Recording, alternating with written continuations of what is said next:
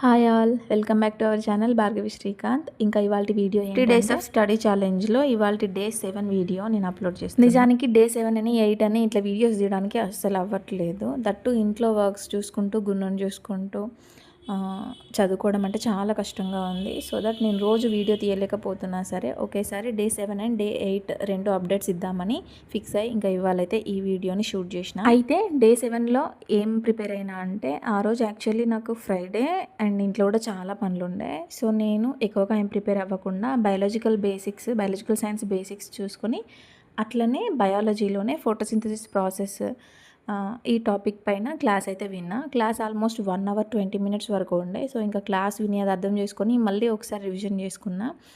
అంటే వాళ్ళు మనకు కాన్సెప్ట్ క్లియర్గా అర్థమైనా సరే మళ్ళీ ఒకసారి రివిజన్ చేసుకోవడం వల్ల మైండ్లో సెటిల్ డౌన్ అయిపోతుంది నా ఫీలింగ్. సో అందుకోసమని థియరీ సబ్జెక్ట్ ఏదైనా సరే ఒకసారి క్లాస్ విన్న తర్వాత మళ్ళీ ఒకసారి అసలు ఏం చెప్పిండ్రు ఏంది మనకిచ్చిన బుక్లో ఏముంది అని ఒకసారి క్లియర్గా తెలుసుకోవడం కోసమే ఇంకా క్లాస్ విని అదే క్లాస్ రివిజన్ చేసుకున్న తర్వాత కాసేపు డాలీతో ఆడుకుని తనని పడుకోబెట్టి మళ్ళీ ఒకసారి మాక్ టెస్ట్ అయితే రాసిన. ఇంకా మాక్ టెస్ట్లో స్కోర్ అయితే ఏమంత పెరగలేదు, బట్ నార్మల్గా నెగిటివ్ మార్కింగ్ అయితే తగ్గింది అనిపించింది నాకైతే. అంటే కొంచెం ఇంప్రూవ్మెంట్ ఉన్నట్టే కదా.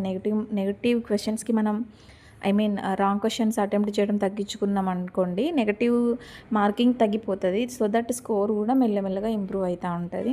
సో ఆ డిఫరెన్స్ ఒక్కటైతే నేను గమనించిన. ఇంకా డే 8 రోజు ఏం జరిగిందంటే 8th డే ఆఫ్ ప్రిపరేషన్లో ఏంటంటే నేను ముందే ఎర్లీ మార్నింగ్ లేచిన తర్వాత ఇంట్లో పని కంప్లీట్ అయిన తర్వాత ఒక టు డూ లిస్ట్ పెట్టుకున్నా. ఏంటంటే మ్యాథమెటిక్స్ నుంచి నెంబర్ సిస్టమ్ అండ్ అట్లనే రీజనింగ్ నుంచి ఆల్ఫాబెటికల్ సిరీస్ ఉంటుంది కదా, ఆ టాపిక్ ఒకటి రివిజన్ చేసుకోవాలి.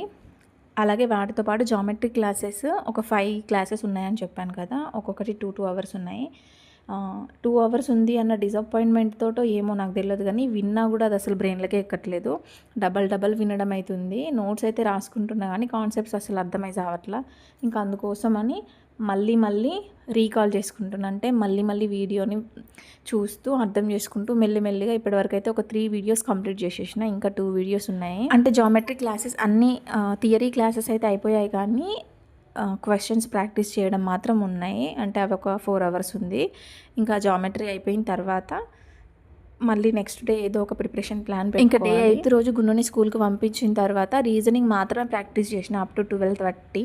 సో ఒకటే టాపిక్ పైన ఒక 80 క్వశ్చన్స్ వరకు అలాగా సాల్వ్ చేసిన రీజనింగ్. కోర్స్ చాలా ఈజీగానే ఉంటాయి, బట్ కొంచెం లాజికల్గా ఉంటాయి కదా. సో ప్రాక్టీస్ చేస్తూ ఉంటే స్పీడప్ అవుతానేమో, కానీ ఇప్పుడైతే నెమ్మదిగా ట్రై చేస్తూనే ఉన్నా. మెల్లిమెల్లిగా రీజనింగ్ అయితే 12:30 వరకు చేసేసి 12:30కి లంచ్ తీసుకెళ్ళి గున్నికి ఆల్మోస్ట్ 1:30కి అలా ఇంటికి వచ్చేస్తా. ఇంటికి వచ్చిన తర్వాత ఇంకా డాలీని పడుకోబెట్టిన తర్వాత మళ్ళీ నాకు ఒక 1 అవర్ అలా టైం ఉంటుంది కదా, ఆ టైంలో జామెట్రీ క్లాసెస్ మళ్ళీ పెట్టుకొని విన్నాను. ఏవైతే 3 క్లాసెస్ కంప్లీట్ అయ్యాయో అవే వాటినే రిపీటెడ్గా వింటూ ఉన్నా. సో 2-3 టైమ్స్ వింటూ రాస్తూ ఉంటే మనకు ఇంకా మైండ్లో ఫిక్స్ అయిపోతుంది కదా మ్యాథమెటిక్స్ అసలే. అందుకోసమని ఇంకా క్లాసెస్ విన్న తర్వాత గున్ను వచ్చేసింది. గున్ను వచ్చిన తర్వాత గున్నుతో పాటు కాసేపు డాలీని ఆడిపించేసి ఆ తర్వాత వాళ్ళకి పిల్లల సంగతి అది చూసి కొంచెం టీ తాగేసి ఇంకా ఈవినింగ్కి నైట్కి వంట కూడా కంప్లీట్ చేసి అప్పుడు మళ్ళీ నైట్ టైం మళ్ళీ ఒక క్లాస్ అయితే విన్నా. సేమ్ అదే geometry class again repeated. So ఇట్లా రిపీటెడ్గా వినడం వల్ల ఏంటంటే మనకి కాన్సెప్ట్స్ అన్నీ కూడా బ్రెయిన్లో అలా కూర్చుండిపోతాయి. అంటే నార్మల్గా మనకు ఆ డయాగ్రామ్ని చూడగానే ఏ టైప్ ఆఫ్ డయాగ్రామ్ ఎందుకోసం అని మనం ఐడెంటిఫై చేసేలాగా అలా ఫిక్స్ అయిపోతుంది. ఇంకా ఆ తర్వాత బయాలజికల్ సైన్స్ మళ్ళీ చాప్టర్ వైజ్ రివిజన్ అయితే స్టార్ట్ చేసిన. అంటే ఒక్కసారి క్లాస్ విని పక్కకు పెడితే మళ్ళీ మనం ఆ క్లాస్ రివిజన్ చేసుకోవడానికి ఆల్మోస్ట్ 1.5 నుంచి 2 months పడుతుంది కదా.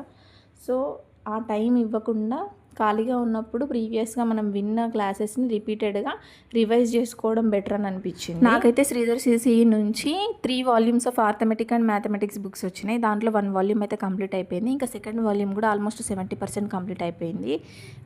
కంప్లీట్ అయితే లెర్నింగ్ వరకు కంప్లీట్ అయిపోయింది, కానీ ప్రాక్టీస్ మొత్తం అవ్వట్లేదు. అంటే ఒక్కొక్క టైప్ ఆఫ్ ప్రాబ్లం పైన 4 ప్రాబ్లమ్స్ ఎగ్జాంపుల్స్ ఇచ్చారు. సో అవన్నీ కూడా ప్రాక్టీస్ చేయాలంటే అది రివిజన్లోనే అవుతుంది. ప్రజెంట్ అయితే సెకండ్ బుక్లో ఉన్నాను. ఇంకా థర్డ్ బుక్ కూడా కంప్లీట్ అయిపోయింది అనుకోండి. ఆర్థమెటిక్ అండ్ మ్యాథమెటిక్స్ ఒక టాపిక్ అయితే అయిపోయింది. ఇంకా ఇప్పుడున్న నోటిఫికేషన్ 2026 ఆఫ్ RRB ALP నోటిఫికేషన్లో general knowledge and current affairs అయితే లేదు. సో దట్ మనకున్న సబ్జెక్ట్స్ అలా mathematics and arithmetic, reasoning, general science. So 75 మార్క్స్కి CBT 1లో ఆల్మోస్ట్ అన్నిట్లో నుంచి 25 క్వశ్చన్స్ ప్లస్ వస్తాయి. 25 క్వశ్చన్స్. సో ఏ రెండు టాపిక్స్ పర్ఫెక్ట్ అయినా అంటే ఆర్థమెటిక్, మ్యాథమెటిక్స్ అండ్ అట్లనే రీజనింగ్ మనకు 50 మార్క్స్ ఎక్కడికి వెళ్ళవు. 50లో మనం అట్లీస్ట్ 45 ప్లస్ అయినా స్కోర్ చేయాలి. అండ్ వాటితో పాటు నెగటివ్ మార్కింగ్ తగ్గించుకోవాలి. అట్లయితేనే మనం CBT 1 అయితే క్వాలిఫై అయిపోతామని నాకు అర్థమైంది. నేను కూడా యాజ్ అన్ ఆస్పిరెంట్గా ఎంతో కొంత డౌట్ అయితే ఉంటుంది. ఫస్ట్ టైం సీరియస్గా ప్రిపేర్ అవుతున్నా కాబట్టి కొంచెం భయం కూడా ఉన్నది. అందుకోసమని నేను కూడా నాకు తెలిసిన యూట్యూబ్ ఛానల్స్లో సెర్చ్ చేస్తూ సో ప్రిపరేషన్ ఎంత స్ట్రాటజీ తోటి అయితే మనము సెలెక్ట్ అవ్వడానికి ఛాన్సెస్ ఉంటాయి అని చాలా వీడియోస్ ఓవరాల్గా అన్ని వీడియోస్ చూసిన తర్వాత నేను ఫైండ్ అవుట్ చేసింది ఏంటంటే ఈవెన్ దో చాలా మార్క్స్ వచ్చి కూడా CBT 2 క్వాలిఫై అవ్వని వాళ్ళు ఉన్నారు. CBAT వరకు వెళ్ళి రిటర్న్ అయిన వాళ్ళు అంటే డ్రాప్ అయిపోయిన వాళ్ళు కూడా ఉన్నారు. అంటే మనం ఎంత కష్టపడ్డా కూడా ఎక్కడో ఒక చోట లక్ అనేది ఖచ్చితంగా ఉండాలి మన ఫేట్లో. చాలా లీస్ట్ మార్క్స్తో తక్కువ కట్ ఆఫ్తో తక్కువ స్కోర్ చేసి కూడా జాబ్ తెచ్చుకున్న వాళ్ళు చాలామంది ఉన్నారు. అలాంటి వీడియోస్ చూసినప్పుడు నాకు రాదా జాబ్, నేను కూడా బాగానే మాక్ టెస్ట్లో అటెంప్ట్ చేస్తున్నా కదా అనిపిస్తూ ఉన్నది. బట్ చాలామంది 98 పర్సెంటైల్ స్కోర్ వచ్చినా సరే షార్ట్ లిస్ట్ అవ్వాలని క్యాండిడేట్స్ కూడా ఉన్నారు. అలాంటి వాళ్ళ స్కోర్ కార్డ్స్ వాళ్ళ వీడియోస్ చూసినప్పుడు మస్తు బాధ అవుతుంది. అంటే మనకు ఏదైతే రాసిపెట్టి ఉంటుందో అదే మనకు వస్తుంది.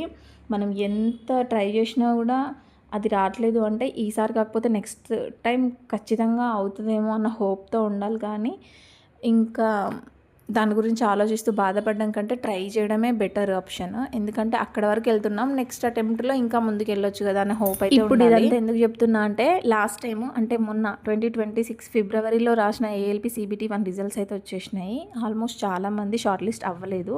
సో వాళ్ళందరికీ నేను ఇవ్వాలనుకుంటున్న అడ్వైజ్ ఏంటంటే ఇన్ కేస్ నేను ఇప్పుడు ఈ CBT 1 తర్వాత CBT 2కి క్వాలిఫై అవ్వకపోయినా సరే మీరు అవ్వలేదు అని డిసప్పాయింట్ అవ్వకుండా ఈసారైనా ఖచ్చితంగా మేము కొడతాం జాబు అనే ఇంటెన్షన్ తోటి ఇంకొంచెం అంటే ఇంతకుముందు ఎగ్జామ్ రాసిన ఎక్స్పీరియన్స్ యాడ్ చేసుకొని ఇంకొంచెం గట్టిగా ప్రిపేర్ అవ్వండి.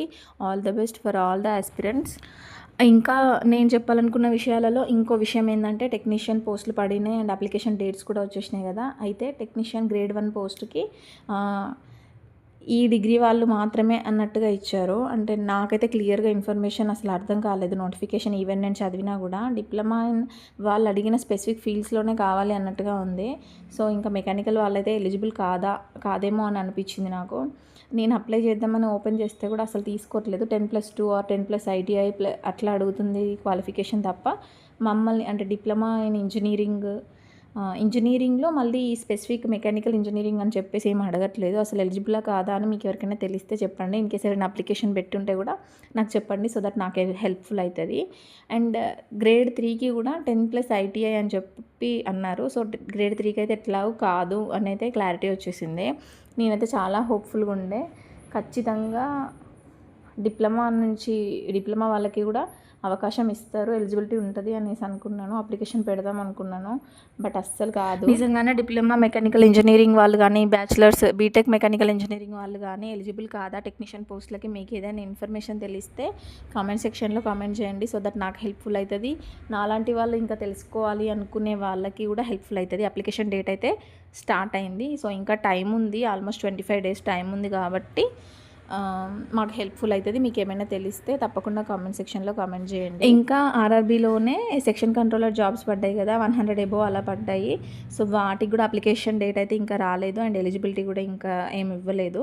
సో షార్ట్ నోటీస్ అయితే రిలీజ్ అయింది ఈ పోస్టులు ఉంటాయని చెప్పి. బట్ ఎలిజిబిలిటీ ఇదంతా మిగిలిన డీటెయిల్స్ ఏమీ రాలేదు. సో షార్ట్ నోటిఫికేషన్ అయితే వచ్చింది. అప్లికేషన్ డేట్ ఎప్పటి నుంచి స్టార్ట్ అవుతుంది అండ్ ఎలిజిబిలిటీ ఏంటి, ఏజ్ రిలాక్సేషన్ ఏంటి, ఇదంతా కూడా నెక్స్ట్ అప్కమింగ్ నోటిఫికేషన్లో ఇస్తారు అని అంటున్నారు. ఇన్ కేస్ నాకు తెలిస్తే నేను మీతో తప్పకుండా షేర్ చేసుకుంటాను. మీకు కూడా తెలిస్తే కామెంట్ సెక్షన్లో కామెంట్ చేయండి. మన కెరీర్ని రైల్వేస్లో సెటిల్ డౌన్ చేయాలి అని అనుకున్నప్పుడు రైల్వేస్ నుంచి వచ్చే ప్రతి ఎగ్జామ్కి అంటే ప్రతి జాబ్కి మనం అప్లికేషన్ పెట్టుకోవడమే బెటర్. ఇది నా ఒపీనియన్.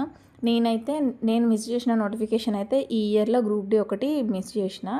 బట్ నెక్స్ట్ ఇయర్ మాత్రం ఈ ఇయర్ ఏదైనా ఎగ్జామ్ క్లియర్ చేయలేకపోతే నెక్స్ట్ వచ్చే ప్రతి ఆర్ఆర్బీ నుంచి వచ్చే ప్రతి నోటిఫికేషన్కి అప్లై చేద్దామని ఫిక్స్ అయ్యి ఉన్నాను. ఎందుకంటే మనం రైల్వేస్ సైడ్ ప్రిపేర్ అవుతున్నాం కాబట్టి సో మనం అటు సైడ్ అప్లికేషన్ పెట్టుకుంటేనే మనకు ప్లస్ అయ్యే ఛాన్సెస్ ఉన్నాయి. ఈ వీడియో అయితే ఎందరికో కొందరికైనా హెల్ప్ఫుల్ అవుతుంది అని చెప్పేసి అనుకుంటున్నా. వీడియో నచ్చితే లైక్ చేసి షేర్ చేసి కామెంట్ చేయండి అండ్ సబ్స్క్రైబ్ చేసుకోవడం అస్సలు మర్చిపోవద్దు. ఫర్ మోర్ అప్డేట్స్ ఇంకా ఎలాంటి వీడియోస్ కావాలి ఏంటి అనే విషయం పైన వీడియో కామెంట్స్ చేయండి. నేను కూడా వీడియోస్ చేయడానికి ట్రై చేస్తాను. ఇప్పటి వరకు అయితే ఇంతే మరి. Thank you for watching. Keep subscribing and keep supporting. Bye bye చెప్పు. Bye bye bye.